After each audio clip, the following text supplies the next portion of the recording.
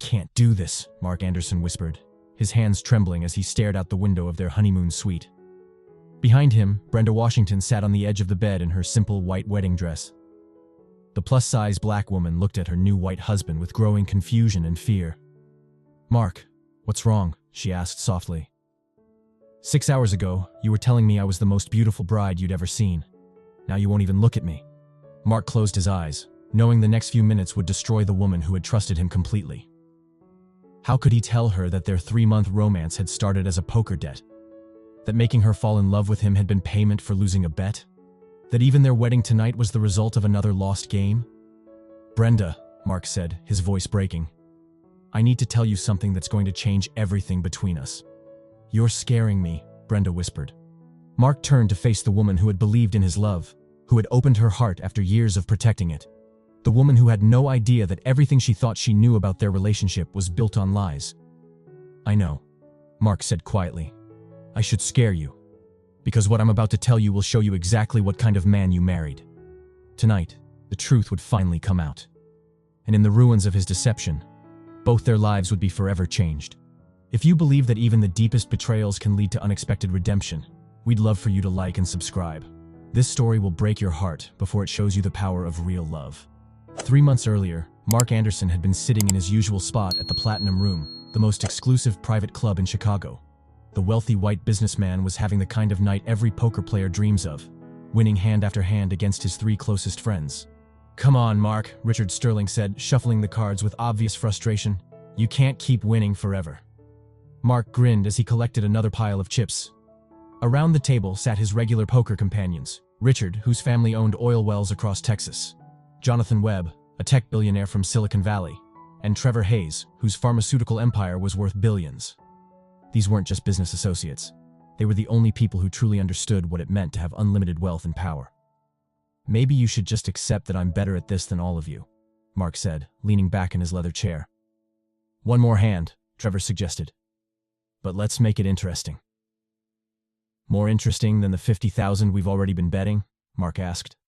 Richard's eyes gleamed with mischief. "No money this time. Let's make it a dare." Mark raised an eyebrow. His friends were famous for their elaborate pranks and ridiculous challenges. Once, Jonathan had been forced to work as a janitor in his own building for a week. Another time, Trevor had to spend Christmas volunteering at a homeless shelter dressed as Santa Claus. "What kind of dare?" Mark asked cautiously. "Winner chooses a challenge for the loser," Richard explained. "Something that has to be completed within 3 months.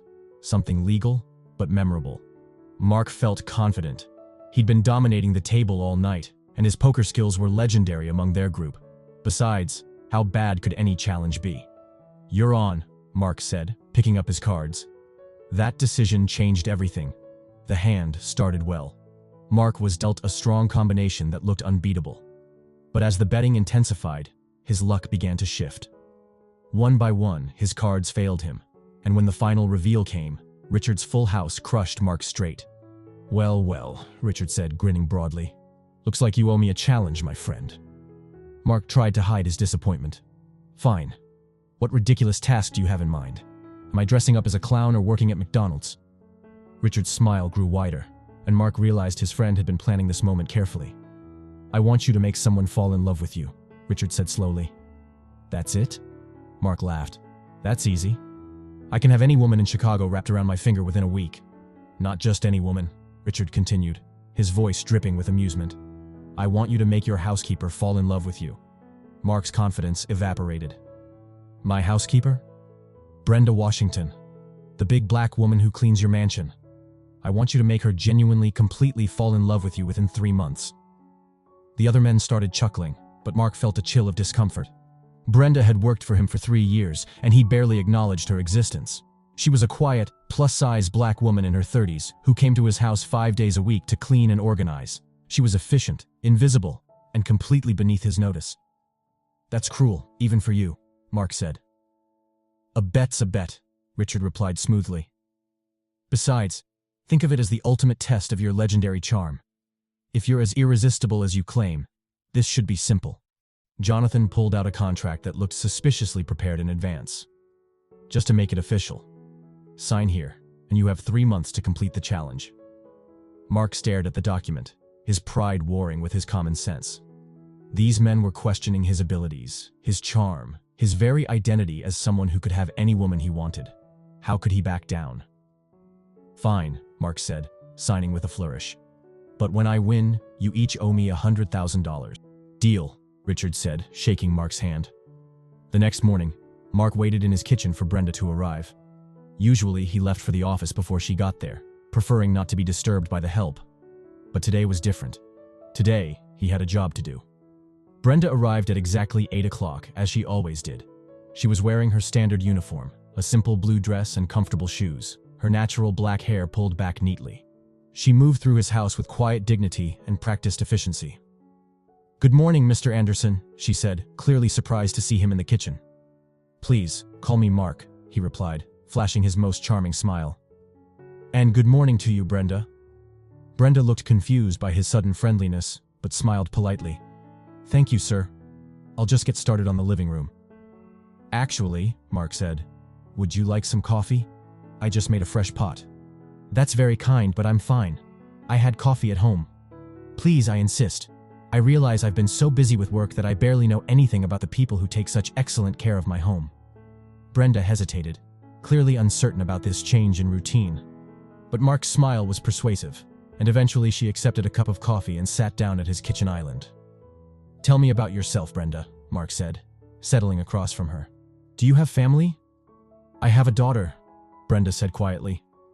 "Maya. She's 16 and in high school." "That must be exciting. What are her plans after graduation?" "She wants to go to college," Brenda said, and Mark could hear both pride and worry in her voice. "She's very smart, gets excellent grades, but college is expensive and you're working hard to give her every opportunity," Mark finished. "That's admirable. You must be incredibly proud of her." Brenda's face lit up at the praise. "I am. She's everything to me." As their conversation continued, Mark found himself genuinely surprised by Brenda's intelligence and warmth. She spoke thoughtfully about her daughter's achievements, her own dreams of maybe taking college courses someday, and her love of reading in her spare time. By the end of that first conversation, Mark realized his task might be more complicated than expected. Brenda wasn't the simple, easily impressed woman he had assumed. She was thoughtful, dignified, and clearly devoted to her daughter. Winning her over would require more than expensive gifts and superficial charm. But Mark Anderson had never backed down from a challenge. Over the following weeks, Mark made it his mission to learn everything about Brenda Washington. He discovered that she took 2 buses to work every day, often staying late to ensure everything was perfect. He learned that she loved jazz music and had once dreamed of becoming a teacher before life circumstances led her to domestic work. He found out that she volunteered at her church on weekends and was helping to care for her elderly mother. Most importantly, he learned that Brenda had been hurt before. She'd been married once, to a man who left her when Maya was just a baby. Since then, she had focused entirely on raising her daughter and had never allowed herself to believe that love might be possible again. This knowledge became Mark's strategy. He would be patient, kind, and convincing in his attention. He would make Brenda believe she was worthy of love, that a successful man could see past her size and social status to appreciate the woman she truly was. It started with small gestures. Mark began leaving thank you notes for her excellent work. He started buying her favorite coffee creamer. When he learned she loved mystery novels, he left bestsellers on the counter with notes saying he thought she might enjoy them. Slowly, Brenda began to warm up to him. Their morning conversations became longer and more personal. She started smiling more often, and Mark noticed she took extra care with her appearance on days when she knew he would be home. After 6 weeks, Mark asked Brenda to have dinner with him. "I don't think that's appropriate, Mr. Anderson," she said, though Mark could see the longing in her eyes. "Why not?" Mark asked. "We're both adults, both single. I enjoy talking with you, and I think you enjoy talking with me. What's wrong with 2 people getting to know each other better?" "We're from different worlds," Brenda said quietly. "You're a successful businessman, and I'm just your housekeeper." "You're not just anything," Mark said, surprised to realize he meant it. "You're an intelligent, caring woman who works hard to provide for her daughter. You're someone I've come to respect and admire." That dinner was the turning point. Mark took Brenda to a quiet, elegant restaurant where they could talk without interruption. He listened as she shared stories about her childhood, her dreams, her fears for Maya's future. In return, he shared carefully edited stories about his own life, focusing on the loneliness of success. By the end of the evening, Brenda was looking at him with something that might have been the beginning of love. As Mark drove home that night, he felt a strange mixture of triumph and unease. The bet was going exactly as planned. Brenda was falling for his carefully crafted charm. But something unexpected was happening too. Getting to know her, seeing her intelligence and strength and quiet dignity, was affecting him in ways he hadn't anticipated. For the first time since accepting Richard's challenge, Mark wondered if he was playing a game that might change him as much as it changed her. 6 weeks into his 3-month challenge, Mark found himself in an unexpected situation. What had started as a calculated seduction was becoming something more complicated. Brenda Washington was not the simple target he had expected. Every morning when she arrived at his mansion, Mark looked forward to their coffee conversations. Brenda was well-read, thoughtful, and had a dry sense of humor that caught him off guard. She asked intelligent questions about his business and seemed genuinely interested in his answers, not just impressed by his wealth. "Maya got her SAT scores back yesterday," Brenda said one morning, her face glowing with pride. "And?" Mark asked, though he could already tell from her expression that the news was good. 1480 out of 1600. Her guidance counselor says she has a real shot at getting into Northwestern or University of Chicago. "That's incredible, Brenda. You should be so proud." "I am," she said. Then her smile faded slightly. "I just worry about the cost." Even with scholarships, Mark found himself genuinely wanting to help. There are programs, financial aid options. Don't let money be the thing that stops her from achieving her dreams. It was in moments like these that Mark felt the lines blurring. Was he still playing a role, or were these feelings becoming real? The turning point came during week 7. Mark arrived home early to find Brenda sitting on his living room sofa, crying as she clutched her phone. "Brenda, what's wrong?" he asked, immediately concerned. "I'm so sorry, Mr. Anderson. I'll clean the sofa and get back to work. Forget the sofa. What happened?" Maya's guidance counselor called about a summer medical program at Northwestern. It's exactly what she's been dreaming of, working in hospitals, shadowing doctors. But it costs $3,000, and I've only saved $1,500. Mark watched as this strong, dignified woman tried to compose herself, apologizing for showing emotion in his presence. Something inside him cracked. "I'll write you a check," he said without thinking. "Oh no, I couldn't. It's not charity. It's a bonus for your excellent work." The lie came easily, but Mark knew the truth. He was writing that check because seeing Brenda in pain was unbearable. That night, as Mark lay in bed thinking about Brenda's tears of gratitude, he realized something frightening. He was starting to care about her. Really care about her. Not as a target to be conquered, but as a woman whose happiness mattered to him. Over the following weeks, their relationship deepened. Mark took Brenda to jazz clubs because she loved the music. He researched her favorite authors so he could discuss books with her. He met Maya and was genuinely impressed by the intelligent, articulate teenager Brenda had raised. When the 3 months were up, Mark knew he had succeeded in his original mission. Brenda was completely, genuinely in love with him. But something unexpected had happened. He was falling in love with her too. 2 weeks later, Mark sat in the platinum room again, feeling cocky and victorious. "Gentlemen," he announced to his poker companions, "I believe you owe me some money." Richard smiled knowingly. "So the challenge is complete?" "More than complete," Mark boasted. "Brenda is absolutely devoted to me. She would do anything I asked." "Impressive," Jonathan said. "Though I have to admit, I'm surprised you kept up the act for 3 whole months." "It wasn't that hard," Mark lied, ignoring the uncomfortable feeling in his stomach. The truth was much more complicated, but his pride wouldn't let him admit that a woman like Brenda had affected him so deeply. "Well then," Trevor said, pulling out his checkbook, "I suppose we owe you some money." "Actually," Richard interrupted, "I have a better idea. Why don't we make this more interesting?" Mark should have been suspicious, should have taken his winnings and walked away. But the combination of alcohol and his friend's challenging smiles made him reckless. "What do you have in mind?" Mark asked. "Another game. Winner takes all, not just tonight's pot, but everything we owe you from the first bet. And if I lose?" Richard's smile turned predatory. "Then you marry her." The words hit Mark like a physical blow. "That's insane." "Is it?" Richard leaned back in his chair. "You just spent 3 months convincing this woman that you're madly in love with her. She probably expects a proposal any day now." "But I don't want to marry my housekeeper," Mark protested. "Oh, I see," Trevor said mockingly. "So it's fine to play with her emotions and break her heart, But actually committing to her is where you draw the line? Mark felt trapped. These men were questioning his courage, his integrity, his very identity as someone who never backed down from a challenge. How long would the marriage last? Mark asked. 1 year, Richard said promptly. A real marriage, not just a piece of paper. You live together, act like a married couple, the whole thing. And it's legally binding, just like the first contract. Mark stared at the cards being shuffled in front of him.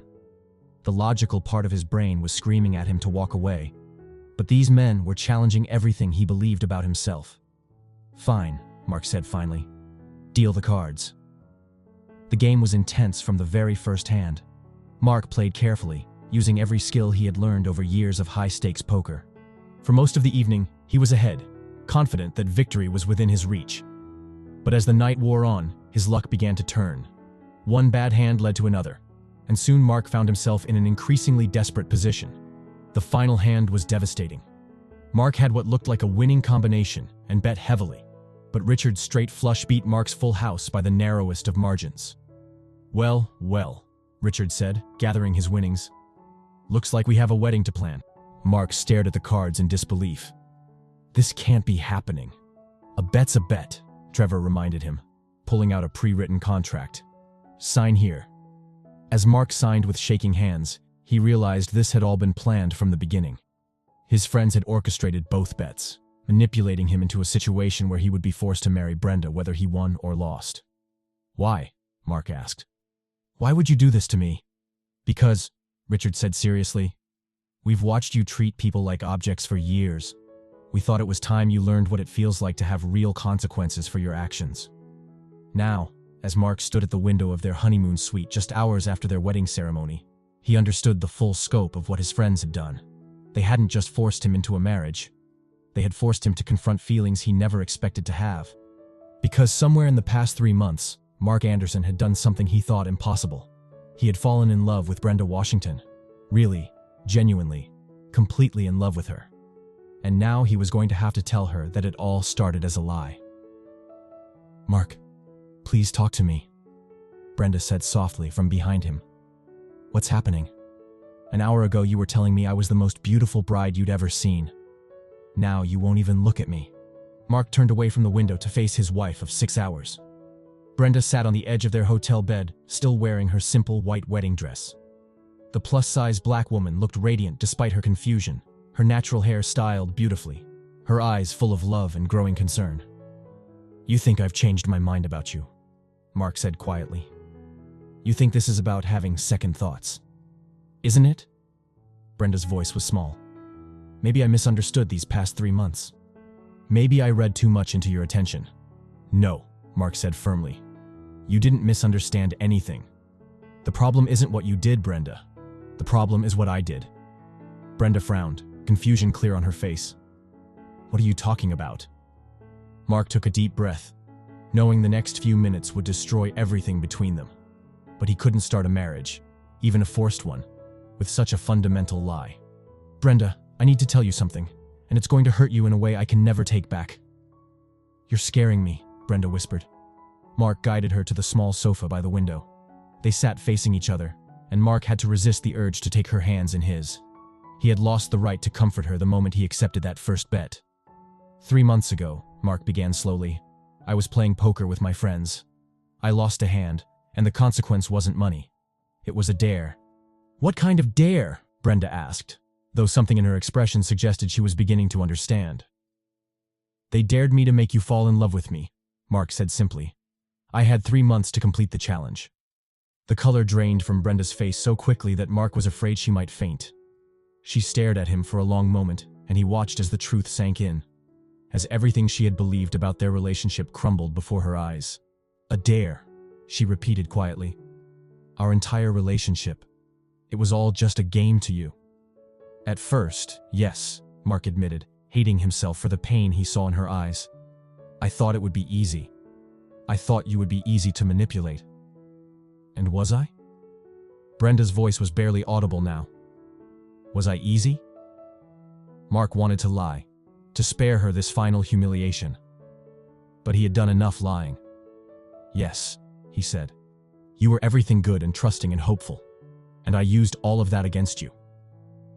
Brenda stood up abruptly and walked to the far side of the room, putting as much distance between them as possible. When she spoke again, her voice was different, colder, more controlled. "And tonight? The wedding? Was that part of the game too?" "No," Mark said quickly. "The wedding was another bet, another game I lost. When I lost that second game, the contract required me to marry you." Brenda laughed, but it was a sound completely devoid of humor. "So, not only was our relationship a lie, but our marriage is just you paying off another gambling debt." "Brenda, please let me explain." "Explain what?" Brenda turned to face him, and Mark was shocked by the transformation in her expression. The warm, loving woman who had looked at him with such trust just minutes ago was gone, replaced by someone cold and distant. "Explain how you spent 3 months pretending to care about me. Explain how you let me introduce you to my daughter. Let me start planning a future with you. Let me fall in love with you, all while knowing it was just a game." "It stopped being just a game," Mark said desperately. "Somewhere along the way, I started to care about you. Really care about you." "When?" Brenda demanded. "When exactly did I stop being a joke to you and start being a real person?" Mark thought about that moment when he found her crying about Maya's summer program, when he wrote the check without thinking because seeing her pain was unbearable. "The day you cried about Maya's medical program," he said, "when I saw how much you cared about her happiness, how hard you were willing to work to give her opportunities.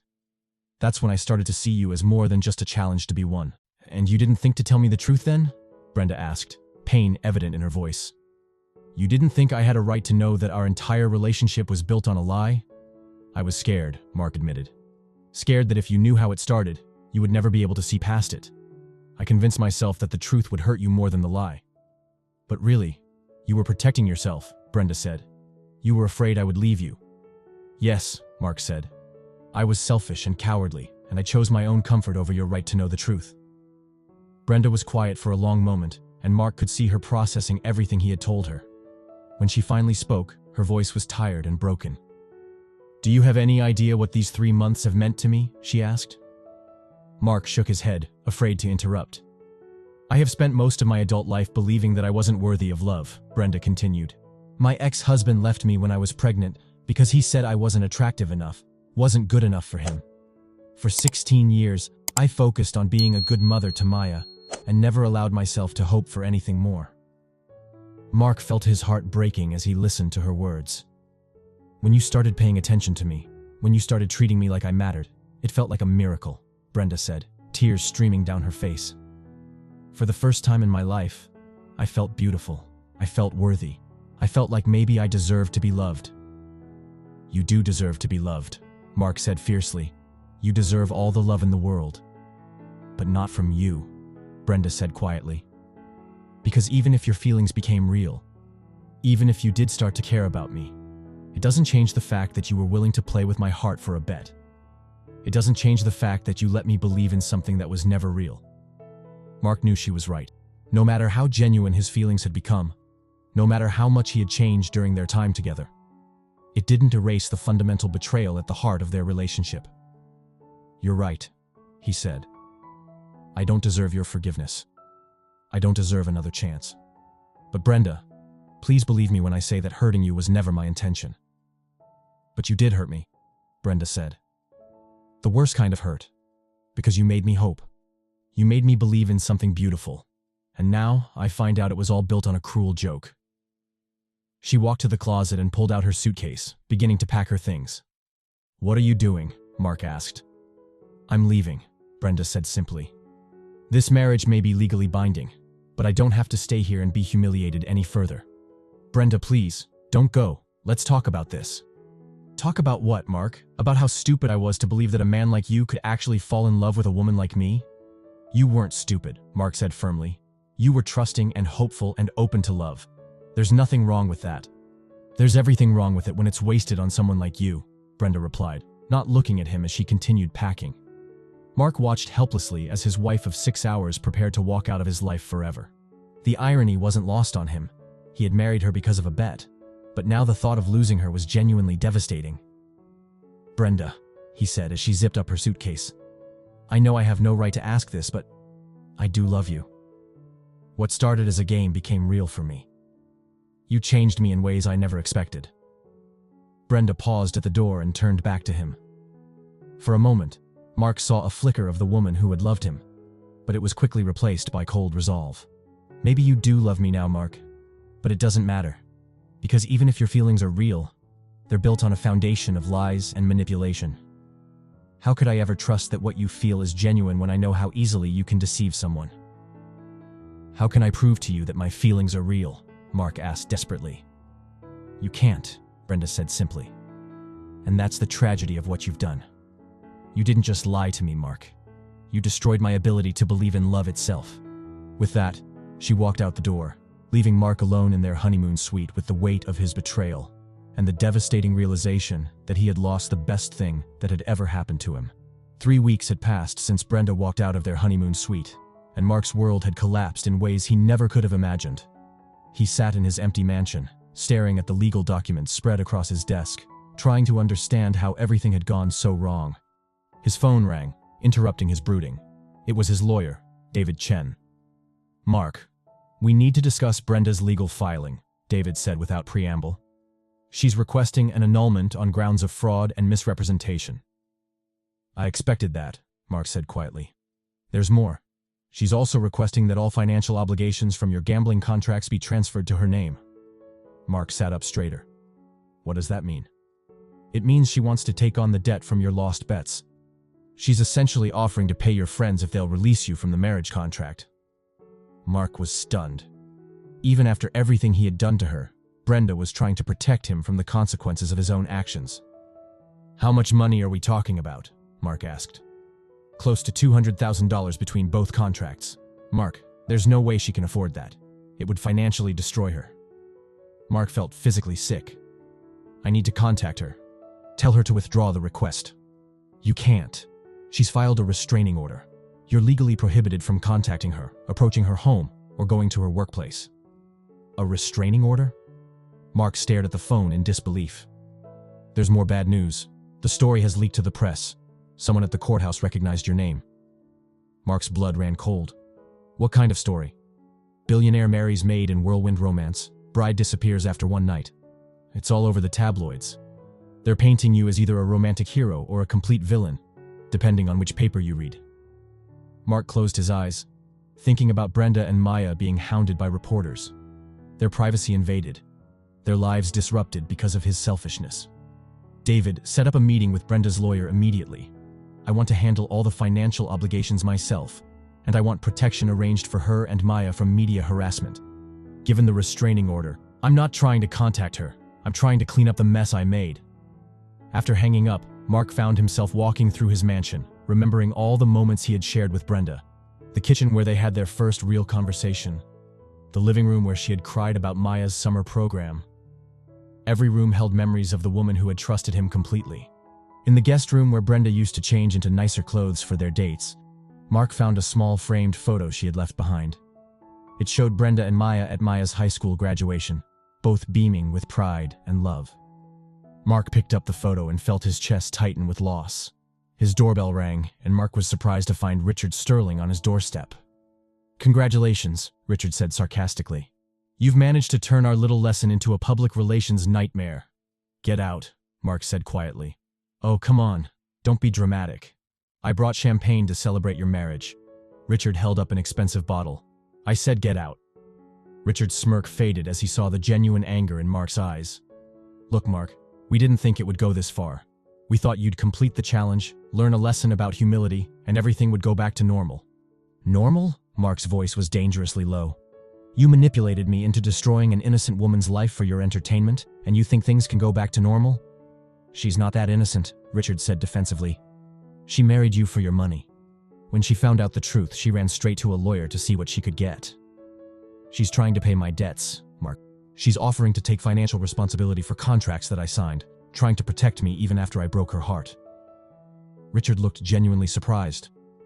That doesn't make sense. It doesn't make sense to you because you don't understand people like Brenda. She's not trying to take advantage of me. She's trying to protect me from the consequences of my own actions, even though I don't deserve it. Mark had been thinking about this constantly over the past 3 weeks. Brenda's willingness to sacrifice herself financially to free him from the marriage contract was so perfectly characteristic of her generous spirit that it made his guilt even worse. "Maybe we misjudged her," Richard admitted reluctantly. "You didn't misjudge her. You didn't judge her at all. You saw a plus-size black woman who worked as a maid and decided she was beneath consideration as a real person. You thought it would be funny to watch me play with her emotions because you never believed she had any worth." Richard shifted uncomfortably. That's exactly what it was," Mark interrupted. "And I went along with it because I was just as arrogant and prejudiced as you are." Mark had been forced to confront some uncomfortable truths about himself over the past few weeks. His willingness to participate in the bet hadn't just been about his competitive nature. It had been rooted in his own unconscious belief that someone like Brenda wasn't a real person whose feelings mattered. "She's one of the most remarkable people I've ever met," Mark continued. "She's intelligent, funny, kind, and stronger than any of us could ever be. She raised an incredible daughter while working multiple jobs. She volunteers at her church and somehow still finds the energy to be optimistic about life, despite everything she's been through."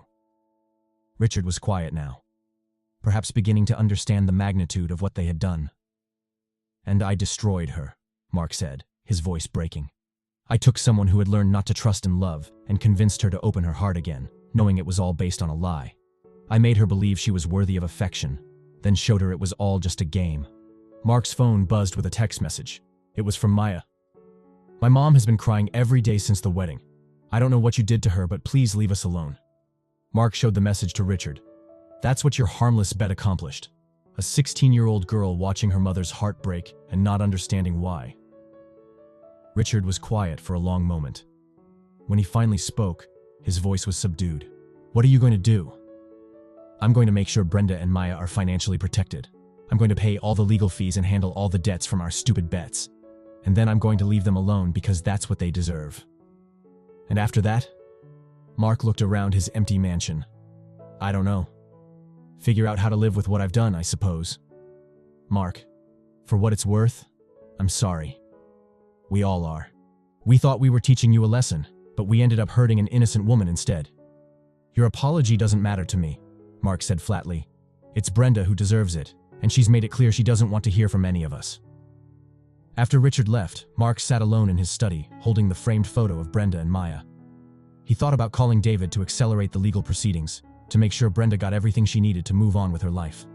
The next morning, Mark received an update from his lawyer. "I've worked out an agreement with Brenda's attorney," David said. "All financial obligations from the gambling contracts will be handled by you, as they should be. The annulment will be processed quietly, with a gag order preventing either party from discussing details publicly." "Good. What about media protection?" "I've arranged for a security service to monitor her home and Maya's school. Any reporters who harass them will be dealt with legally." "And Brenda agreed to this?"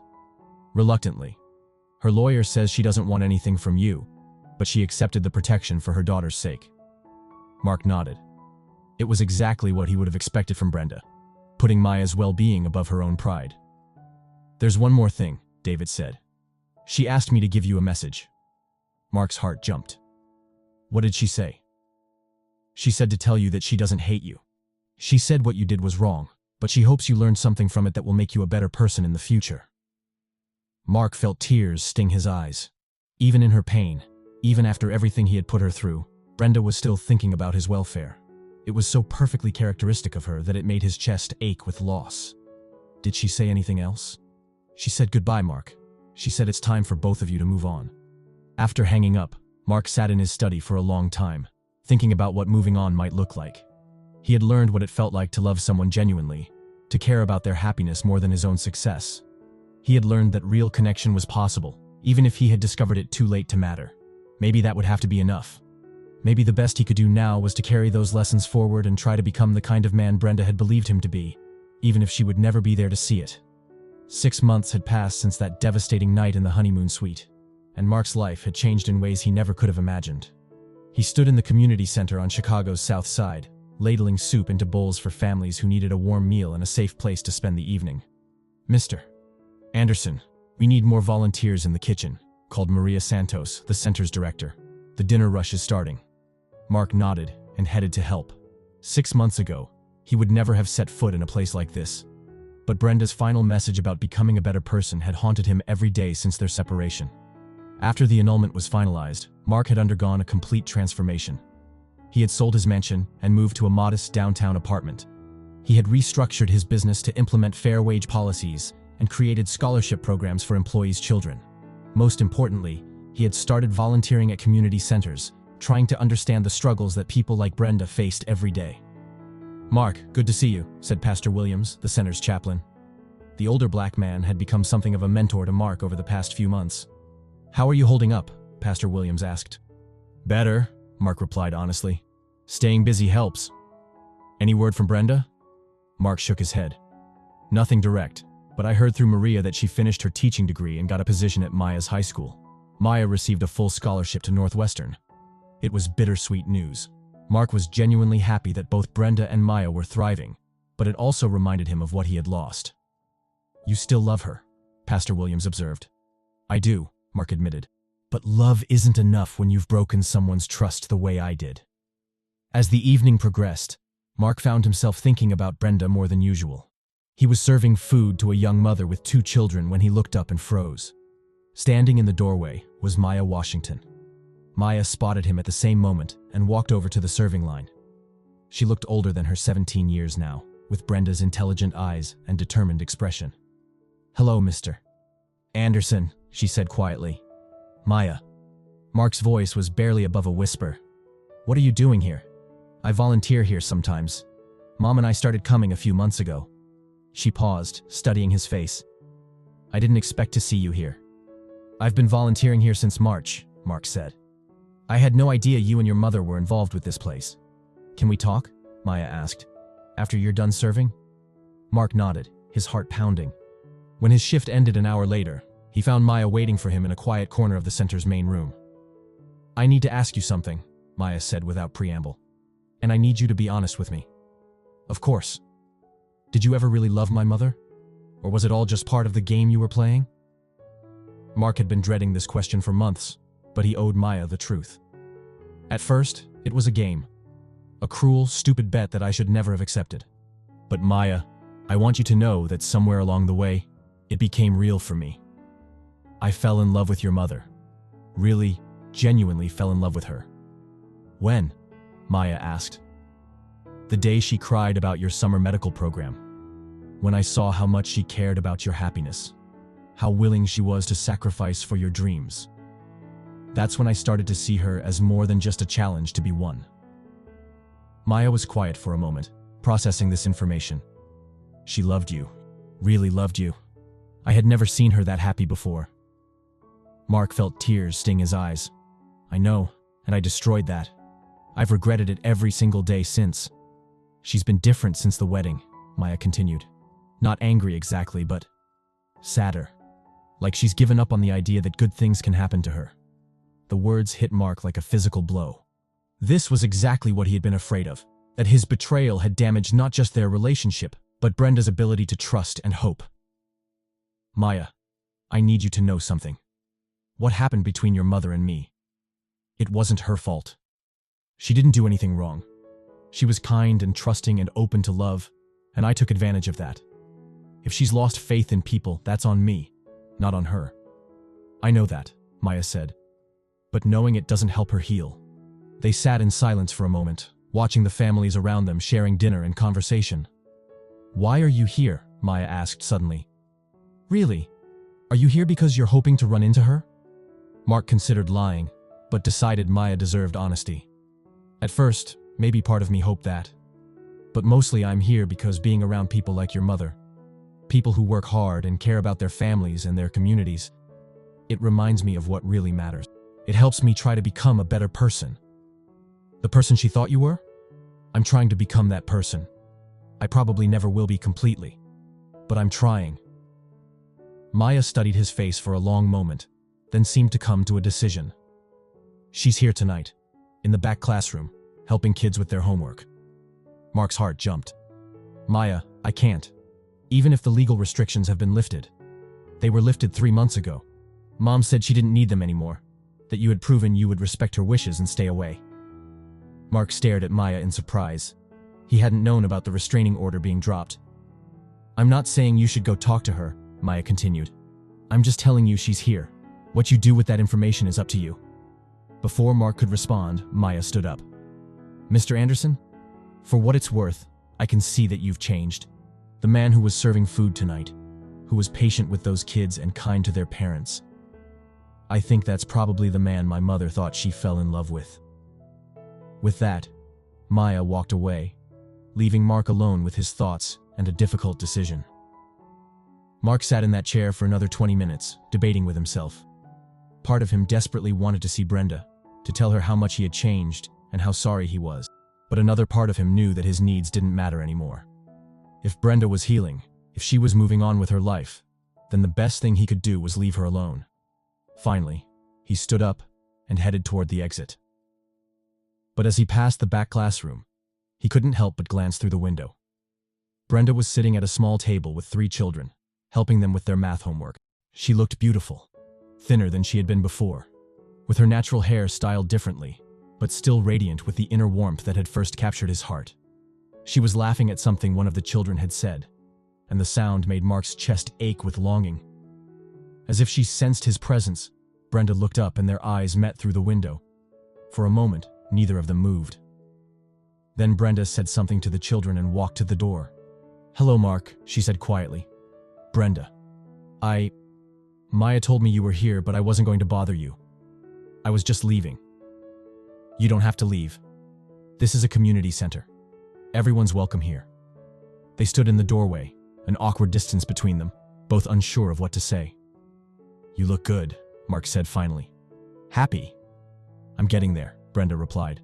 "Maya told me you've been volunteering here for months. It helps. Keeps me grounded. Reminds me of what's important." Brenda nodded. "I heard about your business changes too. The scholarship program, the wage increases. That's good of you. It's not enough. It'll never be enough to make up for what I did to you." "I'm not asking you to make up for anything, Mark. I'm past that." Mark studied her face, looking for any sign of the warmth she had once shown him. But her expression was polite, distant, the face she might show any acquaintance. "I miss you," he said quietly, then immediately regretted it. "I'm sorry. I shouldn't have said that. It's okay." Brenda's voice was gentle but firm. "I know you do, and I miss parts of what we had too. But Mark, what we had was built on a lie. Even if your feelings became real, that doesn't change the foundation. I know. I wanted you to know that you changed me. Being with you, getting to know you and Maya, it showed me what kind of man I wanted to be. I'm trying to become that person. I can see that, and I'm glad. You have a good heart, Mark. You just lost sight of it for a while." One of the children called out from the classroom, asking for help with a math problem.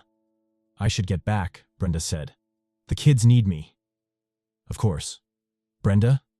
She turned back to him. "I know I don't have the right to ask this, but are you okay? Are you happy?" Brenda was quiet for a moment, considering her answer. "I'm learning to be happy again. It takes time to rebuild trust in other people, in myself, in the possibility of love. But I'm getting there." "Good. That's all I wanted to know." As Brenda started to turn away, she paused. "Mark, thank you." "For what?" "For the scholarship fund that paid for Maya's college, for making sure we had protection from the media, for handling all the legal expenses and keeping your distance when I asked for space. Thank you for respecting my boundaries." Mark nodded, not trusting his voice to respond. "And Mark, I don't hate you. I never did. What you did was wrong, but I can see you're trying to learn from it. That matters." With that, Brenda went back to the children, leaving Mark standing in the hallway with tears in his eyes and a mixture of grief and gratitude in his heart. As Mark walked home that night, he reflected on what Brenda had said. She was learning to trust again, learning to believe in the possibility of love.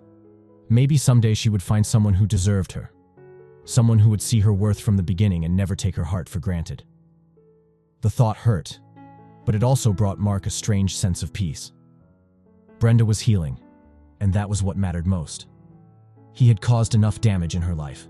The least he could do now was support her happiness, even if it meant accepting that he would never be part of it. Mark had lost the love of his life because of his own arrogance and cruelty. But in losing her, he had found something else, a sense of purpose, a commitment to becoming the kind of person who deserved love, even if that love never came from Brenda again.